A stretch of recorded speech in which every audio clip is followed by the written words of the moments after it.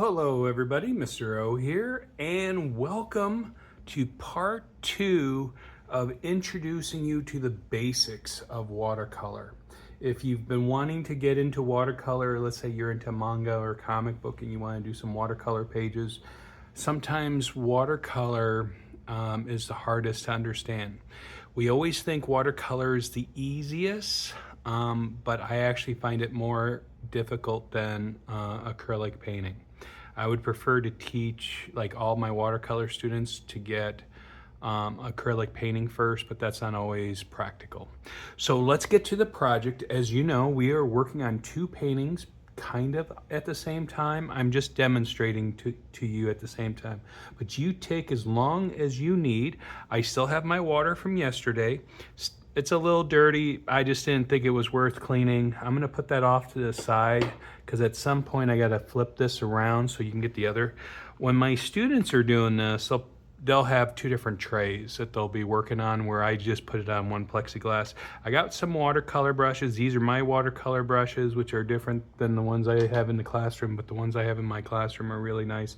And then I just have a basic paint set with pans and stuff like that. And so the first painting we're gonna work on is the sunset. We used the warm colors. I wanna show you that yesterday I missed that I didn't paint all the way to the bottom. I don't need to do that because even if I had it done the other way, I would have still made that the bottom where I made the mistakes. Mistakes happen. Oh, and did you notice how flat it is? Because it was stretched real well. So like I said, don't worry if your paper gets a little ripple because it will flatten out. Now, I did sketch out, I don't know how well it shows up, in pencil, just a regular drawing pencil. I did draw an island silhouette. And one of the things you probably won't see me do is I think it's okay to go in with some orange and yellows and work on water after the fact, and I'll probably explain this again in the third part.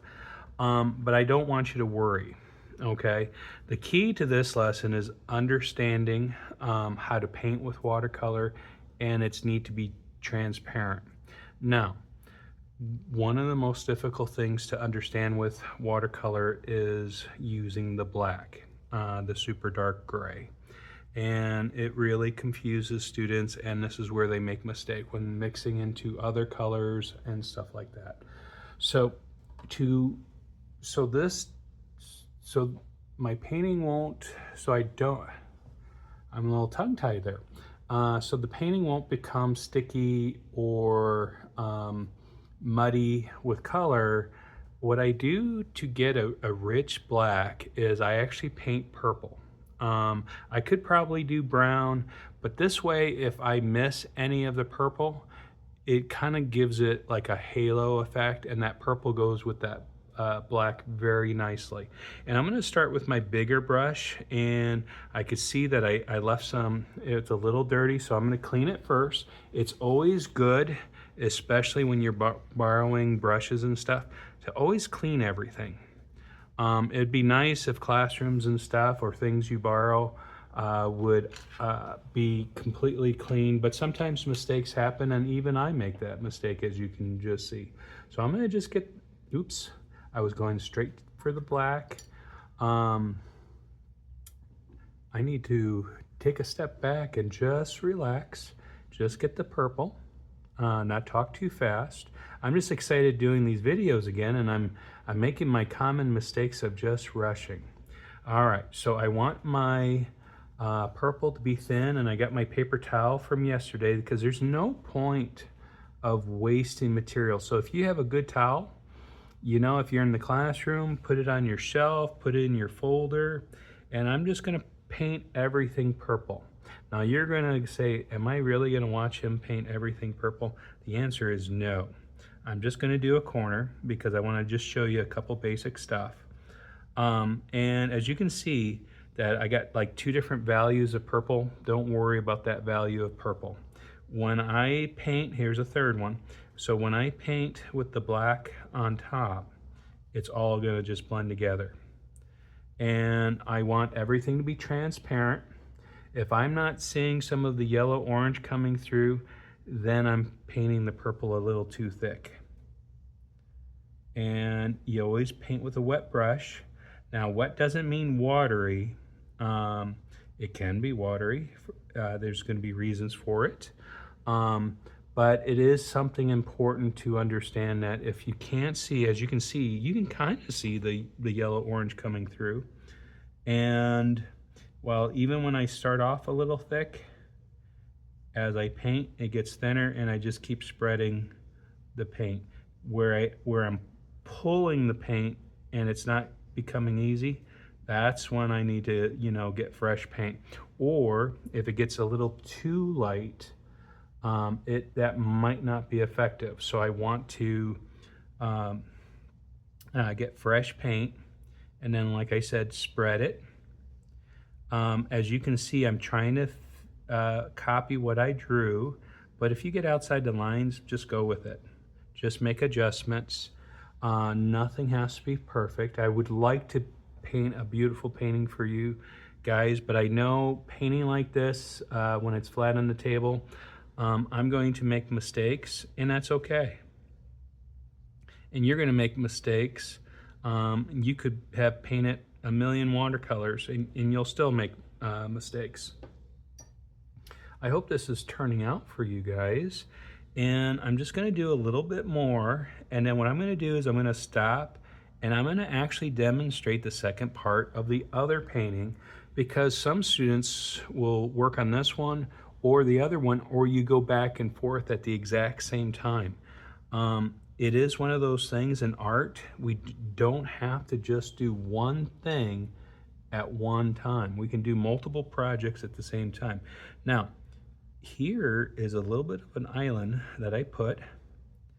One of the things I did not talk about was my painting, that when I do my ground, notice that I didn't just do a hard straight line going across the bottom and calling it good. And then I'm putting a second island, and I'm going to go back with the stroke so it now looks like on top. And I have another island, and right now the sky and the water is just blending together, and that's okay because it's a sunset. So I'm going to finish painting all this purple off camera, so the next time you come see it, it should be completely done. Now I'm going to put this brush, I'm going to dry this because I'm going to be done with that brush. That brush won't be useful to me. You'll notice that on the blue with a little bit of purple, that I didn't draw anything, and you'll notice that my clouds aren't as pronounced as they were. Two things happen. One, the clouds aren't as white as it appeared yesterday. That's because when you do wet on wet, and that was the technique, and then when I was painting that purple, that was wet on dry. And I'm going to do a lot of wet on dry on this paper, that it fades. So it's a lot darker, and then when the paint dries, it fades, it mutes itself out. So always keep that in mind. Paint a little darker than what you want the color to be, so when it dries, it's going to be lighter. I hope that makes sense. So I'm going to teach you a couple other things. As you know, when I usually teach, I never teach students to use this palette. I will put other type palettes out, so that way they don't have to worry about cleanup. But I'm going to use this palette because I do want to show you how to clean it up. And I'm going to use a stiffer brush, watercolor brush. You probably like the clear plastic. And what I'm going to do is I'm going to get the green. I'm going to do evergreen trees, but I want to get some dark lines, and what I'm going to do is I'm going to get the green and I'm going to mix some brown into it. Okay, and I'm going to need a lot of green. So when you get the little brush, could I have gotten the big brush and got a big scoop? Yeah. And don't worry on this, when it comes to watercolor, don't sweat like if you can't match the color, because basically this is just going to be the tree stem. And the reason I want the green, because when it dries, if it dries a little uneven, when I paint the green, it'll be easy to blend that in. So So there is a reason. So right now it's not a pretty green. It's a dark kind of olive green. And that's just perfect for me, okay? And what I'm gonna do is just figure out where I want some trees. And it's okay if your hand shakes a little bit. I know mine does. And I don't want them the same length, or I should say height. And maybe even put a little space, like some are a little bit closer. And I might even spread them out a little bit because they are evergreens. Might look like I got, and I do probably want them a little straighter than that one, but that's okay. I will work with that. And I'll put a taller one there. As you can see, when I do detailing, how much further I can go with the paint and how I can control it. And it does look green. And I'm doing this on top of the blue purple. And I might just show you a little bit of a mountain just so you can see how that looks. Now, I'm gonna still use this brush. Now, for some of you who are experienced, or you might have seen this in other videos, you might have seen like watercolor people use a fan brush, and that is one thing you can do. In the beginning, I'm just trying to keep it basic. And as you can see, I'm gonna go back in, I'm gonna thicken that middle up a little bit. And notice that when I paint my strokes, I paint the direction that I'm going, okay? And I want pure green. And I'm gonna go back in. Oops, I might have got a little dark. Might have had, that's okay. I lost a little control, or did I do that on purpose so you can see that? You guys, don't worry if this is starting uneven. Just go with it. And in the third video, you'll see how I handle some of my mistakes. Now, we might not see the ground on this one. We may or may not, but I'm just gonna say, just do trees. Just learn to paint green on top of the blue. And that's all I want you to do. Keep it simple. Now, some of you are probably super creative and say, I can't just keep it that simple. That's okay. If you need to get out and go a little crazy with it, you can, okay?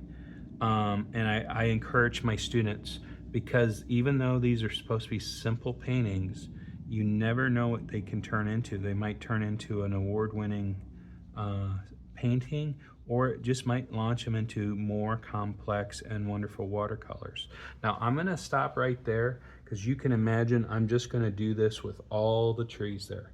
Now, I did say something about, well, I could maybe add a mountain and stuff. So if the mountain's in the distance, it'll fade into the sky.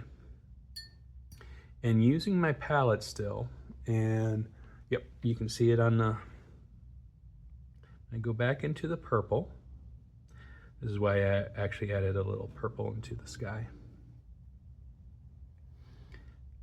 And I'm gonna, purple being one of the dark colors, I gotta be very careful. It's very easy to get too dark. I might even go into the other and just keep it thin. Now in the beginning, it might be too thin, but that's okay. It's easy to get darker than it is to get lighter. If you spill, you know what? I should spill a little bit. And I'm gonna do the mountain. I just check on my towel, yep. I'm gonna just do a mountain, simple mountaintop. I want it to be wet. That way I know it's gonna dry more transparent. And if I get a little thick, I'll just thicken that up with water and not go back into the paint. And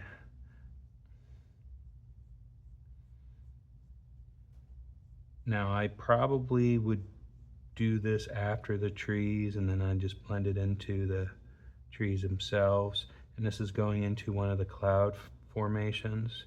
And I would actually just kind of call this good. Now, could you go all the way through? Could you add a little more details? Absolutely.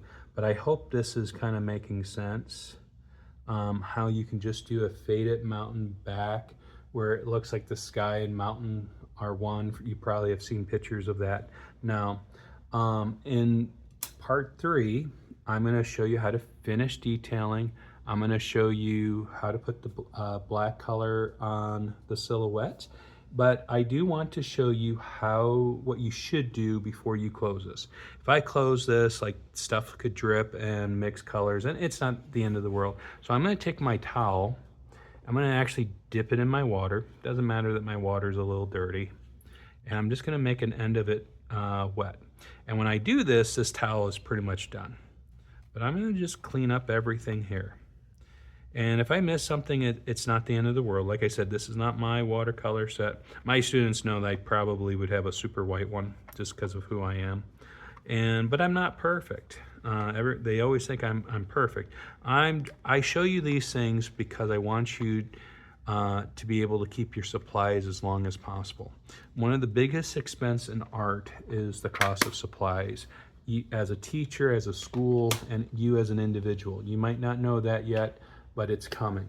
Guys, I got this right here, and I got a pen since I'm in my regular spot, and I just want you to know you are amazing. We will see you guys next time for the part 3, the final part. Have a great day. Bye-bye.